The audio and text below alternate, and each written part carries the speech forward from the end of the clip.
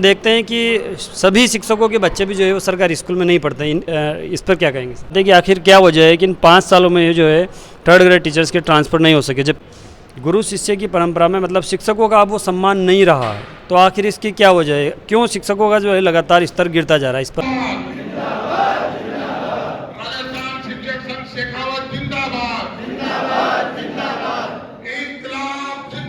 जी नहीं, हमेशा से जो शिक्षक जो है इस दिन को छुट्टी समझते हैं और इन शिक्षक सम्मेलनों में जो है उनकी उपस्थिति 50% भी नहीं होती है।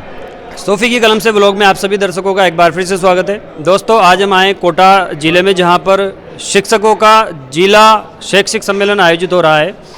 शिक्षक संघ शेखावत का यहाँ पर जो बोरखेड़ा में देवली अरब रोड पर एक ब्रज रिसोर्ट है, जहाँ पर शिक्षकों का एक जिला स्तरीय सम्मेलन आयोजित हो रहा है। तो आज हम यहाँ पर पहुँचे हैं। सारी व्यवस्थाएं बहुत अच्छे से हैं, सम्मेलन बहुत अच्छे से चल रहा है। तो जो जिला कार्यकारिणी है वो हमारे साथ जुड़ रही है, इनसे हम इस शिक्षक सम्मेलन के बारे में हम चर्चा करते हैं। तो सर सबसे पहले तो आप सबका हमारे इस यूट्यूब चैनल में बहुत बहुत स्वागत है। और हमारे जो जिलाध्यक्ष हैं महावीर जी मीणा, इनसे हम सवालों की शुरुआत करते हैं। सर ये जो जिला शिक्षक सम्मेलन है, इनके क्या उद्देश्य हैं? सबसे पहले यहाँ से शुरुआत करते हैं। राजस्थान सरकार के शिक्षा विभाग के द्वारा हर वर्ष 2 दिन के लिए जिला स्तर पर और 2 दिन के लिए राज्य स्तर पर शिवरा पंचांग में हमें शैक्षिक चिंतन के लिए शिक्षक और शिक्षा की समस्याओं पर चिंतन करने के लिए, मंथन करने के लिए जिलाधिवेशन किए जाते हैं, जिसमें 2 दिन में जिला और 2 दिवस में राज्य स्तरीय सम्मेलन होते हैं। जी ये सर बता रहे हैं कि शिक्षकों की समस्याओं के लिए जो है वो शैक्षिक सम्मेलन आयोजित करवाए जाते हैं। लेकिन सर हमारा काम है कि जो हर चीज़ को गहराई से पूछना। तो जैसा कि ये शैक्षिक सम्मेलन होते हैं, बहुत अच्छा सम्मेलन चल रहा है और तादाद भी काफ़ी अच्छी है, संख्या भी काफ़ी है शिक्षकों की। लेकिन इस दिन जो है वो राज्य सरकार जो है इन 2 दिनों में 2 जिला स्तरीय और 2 राज्य स्तरीय दोनों में जो है वो अवकाश घोषित करती है। लेकिन ऐसा देखने में आया है, आज ही नहीं हमेशा से जो शिक्षक जो है इस दिन को छुट्टी समझते हैं और इन शिक्षक सम्मेलनों में जो है उनकी उपस्थिति 50% भी नहीं होती है। तो इसका क्या कारण है? वो क्यों नहीं आते हैं? और नहीं आते तो उनके लिए आपका क्या संदेश है सर? आप जवाब, अपना पद और ये बताते हुए जवाब। मैं महेंद्र चौधरी, जिला मंत्री, राजस्थान शिक्षक संघ शेखावत कोटा से हूँ। 2 दिवसीय जो हमारे शैक्षिक सम्मेलन होते हैं, इनकी एक अहम भूमिका होती है। ये शिक्षा, शिक्षक और विद्यार्थी सभी के हितों के लिए मंथन करने के लिए हम ये 2 दिवसीय जिला स्तरीय और 2 दिवसीय राज्य स्तरीय सम्मेलन हम करते हैं। इस सम्मेलन तो बड़े लड़ झगड़ के, बड़े संघर्ष के बाद ये 2 दिन के अवकाश हमें प्राप्त हुए हैं। इनमें हम हमारे जो सम्मेलन करते हैं, लेकिन आज भी फिर भी कई सारे अध्यापक लोग ऐसे हैं जो इनको अवकाश के रूप में लेते हैं। ये समाज के लिए, ये हमारे लिए या उनके लिए बहुत ही दयनीय स्थिति है। उनको इस प्रकार से नहीं करना चाहिए। वो बहुत बड़े इससे अच्छाई से, बहुत बड़ी ज्ञान से वंचित रह जाते हैं। वो नहीं जान पाते हैं कि शैक्षिक सम्मेलनों में क्या क्या मुद्दे निकल करके आते हैं, किन किन विषयों पर मंथन होता है। अब कुछ लोग ऐसे भी है जो नहीं आना चाहते, कुछ लोग बाहर चले जाते हैं, ये उनके सोचने की बात है, लेकिन उनको ऐसा नहीं करना चाहिए। मतलब शिक्षकों को जो है इस तरह के प्रोग्राम अटेंड करने चाहिए, क्योंकि ये होते भी उन्हीं के लिए है। और इस चीज़ के लिए जो है वो राज्य सरकार से इन्होंने मांग करके, जैसा कि बता रहे हैं, लड़ झगड़ करके, बड़ी जद्दोजहद करके इस 2 दिनों का अवकाश लेते हैं, लेकिन फिर भी वो नहीं आते, तो वो उनको यहाँ पर आना चाहिए। सर अब हम बात करते हैं कि जो शैक्षिक सम्मेलन है उसमें निश्चित रूप से जब शिक्षकों के हैं तो शिक्षक हित की बात की जाएगी। तो हम बात करते हैं कि जो आजकल गुरु शिष्य की जो परंपरा है, जो पुराने ज़माने को और आज के ज़माने से अगर हम कंपेयर करें तो काफ़ी अंतर देखने को मिलता है। गुरु शिष्य की परंपरा में मतलब शिक्षकों का अब वो सम्मान नहीं रहा है, तो आखिर इसकी क्या वजह है? क्यों शिक्षकों का जो है लगातार स्तर गिरता जा रहा है? इस पर आप टिप्पणी कीजिए। उसके पीछे मेन कारण है कि सरकार ने शिक्षकों को गैर शैक्षणिक कार्यों में लगा दिया। तो उससे क्या, क्लास से दूर कर दिया। जब क्लास में कम जाएगा अध्यापक, तो निश्चित रूप से उसकी गरिमा को ठेस पहुँचेगी। तो इस शिक्षक सम्मेलन के माध्यम से ये संदेश देना चाह रहे हैं कि राज्य सरकार गैर शैक्षणिक कार्यों से अध्यापकों को दूर करे और स्कूल में जाने दे। और हमारा अभी इस शिक्षक सम्मेलन में एक नारा है, हमें पढ़ाने दो उसको। लेकिन सर जो गैर शैक्षणिक कार्यों का विरोध जो है वो हमेशा से उतर रहा है, लेकिन इतने सालों से विरोध होने के बावजूद भी आज तक इसमें इतनी अच्छे से मतलब कामयाबी क्यों नहीं मिल पाई? आखिर क्या वजह है कि यही जो है बात, इसको बहाना तो नहीं कह सकते, क्योंकि हर बार जो है वो हमारी मांग यही रहती है, शिक्षकों की मांग यही रहती है कि गैर शैक्षणिक कामों से दूर रखा जाए। लेकिन इतने सालों से लगातार प्रयास करने के बावजूद भी ये मांग आखिर पूरी क्यों नहीं हो रही?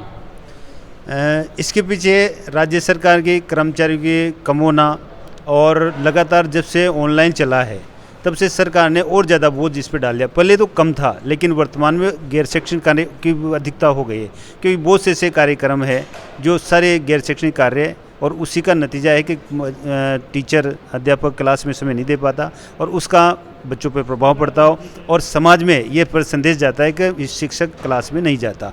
तो उनको, ग्रामीणों को या जो अभिभावक हैं, उनको ये पता नहीं है कि अध्यापक क्लास में क्यों नहीं जा रहा।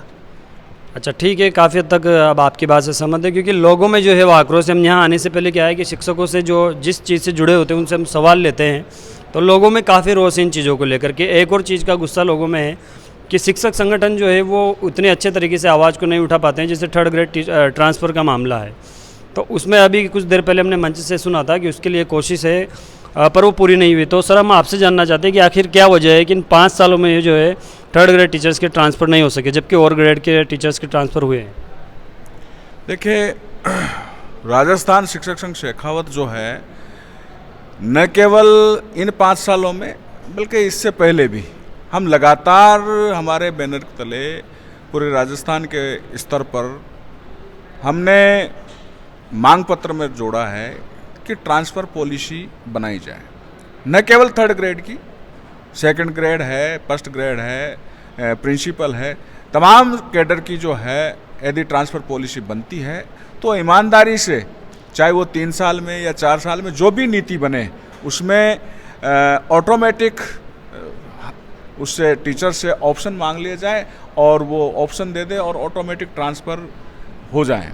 तो ये एक ऐसी व्यवस्था होगी कि जिससे कोई दूर दराज जो टीचर है उसको भी सहूलियत मिलेगी और जो नज़दीक में वर्षों से है तो उसको भी कहीं न कहीं अनुभव मिलेगा दूसरी जगह काम करने का। तो ये हमारे संगठनों की, विशेष तौर से राजस्थान शिक्षक संघ शेखावत, इसमें लगातार संघर्षरत है और इसी मुद्दे को लेकर हमने बीकानेर निदेशालय पर 8 दिन तक महापड़ाव डाला और महापड़ाव के बाद में लास्ट डे सरकार की तरफ से वार्ता का न्योता आया और उसमें बहुत हद तक सरकार की तरफ से हमें आश्वासन दिया गया कि हम शीघ्र ही पॉलिसी का अध्ययन करा चुके हैं और पॉलिसी बना रहे हैं और हम शीघ्र ट्रांसफ़र करेंगे। लेकिन ये सब होने के बाद भी जब जिस प्रकार की पॉलिसी बनना चाहिए वो पॉलिसी नहीं बनी और ट्रांसफ़र एन वक्त पर लास्ट में जब सहमति बन गई थी उसके बाद भी नहीं हुए, तो इसका हमें बड़ा अफसोस है। लेकिन हम संगठन के स्तर पर हम इस मुद्दे को छोड़ नहीं रहे।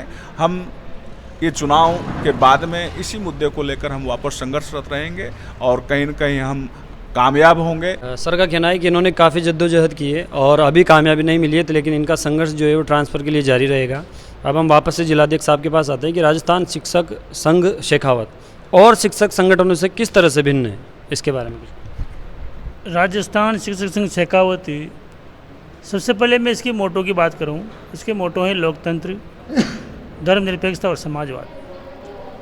हम संविधान के सिद्धांतों पर चलने वाले हैं और संगठन का मानना है कि जैसे हर बच्चे की, हर व्यक्ति की मूलभूत रोटी, कपड़ा और मकान होती है, उसके साथ में शिक्षा और स्वास्थ्य भी हैं। तो जैसा कि हमारे संविधान में नियम है कि आप जीडीपी का कम से कम 6% शिक्षा पर खर्च करें ताकि उससे शिक्षा बेहतर हो सके और सार्वजनिक शिक्षा बेहतर होगी तो जो बच्चे सरकारी विद्यालय में पढ़ते हैं उनको बेहतर शिक्षा मिल पाएगी। लेकिन देखने में ये आ रहा है कि व्यवस्था की सरकार की मंशा रही है कि सरकारी विद्यालय को किस प्रकार ख़त्म किया जाए और उसी की श्रृंखला के तहत टीचर्स को गैर शैक्षणिक कार्यों में लगाना, शिक्षकों के खाली पद रहना। अब निश्चित रूप से एक अभिभावक के रूप में देखें तो कोई भी अभिभावक उस विद्यालय में अपना बच्चा क्यों रखेगा जिसमें विद्यालय तो 12वीं तक हैं, पढ़ाने वाले टीचर 3 हैं। तो ये व्यवस्था का सवाल है और इस व्यवस्था से ही हमारा संगठन लगातार लड़ रहा है। हम उन्हीं सिद्धांतों की बात करते हैं जो कि हमारे संविधान में हैं और जिनके लिए पहले ही जो संगठन के पुरोधा रहे हैं उन्होंने सरकार से लड़कर और जो विशेष लाभ और जो सहमति बनी है कम से कम उनको लागू कर दें। ये हमारे संगठन की लगातार संविधान के सिद्धांतों पर पालन करते हुए हमारा संघर्ष लगातार चल रहा है। अच्छा, एक और महत्वपूर्ण सवाल जो इस मंच से भी हमने सुना था कि कलेक्टर्स या जो भी बड़े अधिकारी हैं उनके बच्चों को सरकारी स्कूल में पढ़ाया जाए, लेकिन हम देखते हैं कि सभी शिक्षकों के बच्चे भी जो है वो सरकारी स्कूल में नहीं पढ़ते हैं। इस पर क्या कहेंगे सर? शिक्षकों सरकारी शिक्षकों के बच्चे भी विद्यालय में नहीं पढ़ते हैं, फिर भी 10% शिक्षक ऐसे हैं जिनके बच्चे विद्यालय में पढ़ते हैं। सभी को अपने बच्चे अच्छे लगते हैं, उस श्रृंखला में हम भी आते हैं। जिस प्रकार से कलेक्टर को, एसपी को, अधिकारी को बच्चे अच्छे लगते हैं, हम वहाँ की व्यवस्था देखते हैं। हम हमारे तन से और हमारे मन से बहुत अच्छा बेहतर उस विद्यालय में करना चाहते हैं, फिर भी हम ये जो इस तरह की व्यवस्थाएं, गैर शैक्षणिक कार्य कहीं भी लगा देना, इन व्यवस्थाओं के तहत हम हमारा पूरा टाइम हमारा उन बच्चों को नहीं दे पाते।